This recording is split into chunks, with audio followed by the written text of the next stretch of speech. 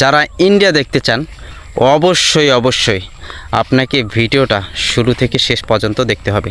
এই যে দেখতে পাচ্ছেন, ওই যে ব্যারাকাটা দেখা যায়।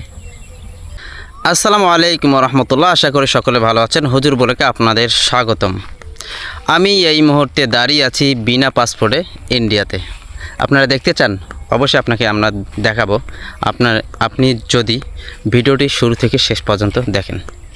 বিশ্বাস হচ্ছে না যে আমি ইন্ডিয়াতে আছি, বিশ্বাস না হওয়ারই কথা। কারণ এটা যে ইন্ডিয়া, তার আলামত কি, তার দলিল কি, তার প্রমাণ কি। তো ভাই, যারা ইন্ডিয়া দেখতে চান অবশ্যই আপনাকে ভিডিওটা শুরু থেকে শেষ পর্যন্ত দেখতে হবে। কারণ আমি কিন্তু এখন ইন্ডিয়াতে আছি। আমি ইন্ডিয়াতে আছি এই কথা সত্য, কিন্তু আপনাকে হয়তোবা দলিলটা দিলে আপনি বুঝতে পারবেন যে হ্যাঁ, আমি ইন্ডিয়া দিয়ে হাঁটতেছি। একদমই মানে আমি ইন্ডিয়ার ভিতরে আছি ভাই। আমি যে ইন্ডিয়ার বাইরে আছি তা কিন্তু না, আমি ইন্ডিয়াতেই হাঁটতেছি। তো চলুন আপনাকে সেই প্রমাণটা, দলিলটা, এই যে দেখতে পাচ্ছেন, ওই যে ব্যারাকাটা দেখা যায় হয়তো বা দেখা যাচ্ছে না এখান থেকে, কিন্তু এটাই ইন্ডিয়া ভাই।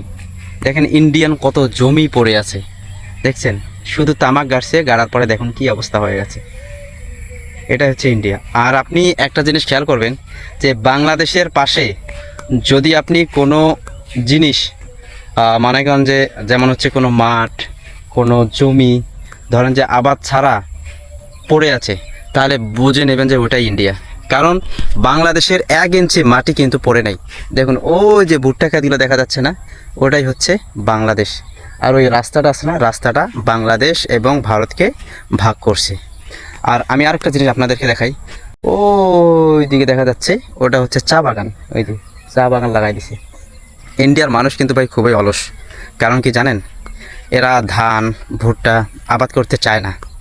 এরা শুধু মনে হয় এই যে জমিগুলো যে দেখতে পাচ্ছেন না, এই যে এগুলো কিন্তু বাংলাদেশের এই যে এই সাইডের মানুষগুলো আছে, তারা আবাদ করছে বা এদের মাধ্যমে তারা আবাদ করে। আমি 2010 সালের দিকে আমি দেখছি যে এইখানে চতুর্দিকে শুধু মাঠ পড়েছিল, কাশিয়াবাড়ি, মানে সব দিক দিয়ে ভাই পড়ে আছে। এই যে দেখুন, মানুষে ধান গাড়ছে, গাড়ার পর কোনো কিছু গাড়ে নেই। দাঁড়ান আপনাকে আমি দেখাচ্ছি, আমি বিশ্বাস হবে না। এই যে মাঠ, আগে কিন্তু বড় বড় মাঠ পড়েছিল, তারা শুধু ধান গাড়তো। এখন বাংলাদেশিদের সাহায্যে তারা এখন ধান গাড়ে, তামাক গাড়ে। এই যে দেখুন, এই দেখছেন পড়ে আছে ইন্ডিয়া। আর বাংলাদেশের 1 ইঞ্চি মাটি দেখেন ফাঁকা নাই। আল্লাহ তাআলা অশেষ রহমত ভাই। আল্লাহ তাআলা বাংলাদেশটাকে আল্লাহ তাআলার রহমত স্বরূপ হিসাবে সৃষ্টি করেছেন, যে বাংলাদেশের 1 ইঞ্চি মাটি বেকারত্ব নাই। প্রতিটা ইঞ্চি মাটি আল্লাহ তাআলা বাংলাদেশের মানুষের জন্য মানে নেয়ামত হিসাবে দান করেছেন। সুবহানাল্লাহ। আর ইন্ডিয়ার দেখেন কতগুলো মাটি পড়ে আছে, মানে পড়ে আছে তো আছে, কোনো মানে চাষবাস নাই। এই যে দেখেন না, পড়ে আছে, দেখতেছেন? আর এই যে মাঠটা দেখেন, আপনাদেরকে দেখানোর চেষ্টা করি। এই যে মাঠ, এই যে মাঠটা দেখেন, এই যে মাঠ পড়ে আছে। এটা হচ্ছে ইন্ডিয়ান জমি, দেখছেন?